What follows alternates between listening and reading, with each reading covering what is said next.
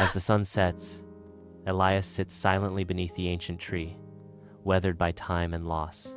Villagers pass by, their faces a mixture of pity and curiosity as they glance at the old man. Drawn by his solitude, Lily cautiously approaches Elias. Lily asks softly, "Grandpa, who are you talking to?"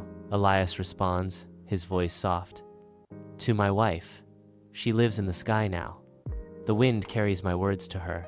The village tree stands silent, its branches reaching skyward in the still air. Lily approaches, her eyes reflecting a deep sorrow as she nears the tree. She reaches out, her fingers tracing the rough bark as she recalls Elias's words. A small hand-carved heart bearing the initials EM stands as a testament to enduring love. Weeks later, under the settling dusk, Lily returns to the village tree, her figure a silhouette against the fading light. Beneath the tree's sheltering branches, she sits, her gaze lifting towards the heavens as she prepares to whisper to the wind. Lily whispers softly, her voice mingling with the rustling leaves, echoing Elias's past whispers. From a distance, the villagers watch, their faces reflecting a newfound understanding and respect for Lily.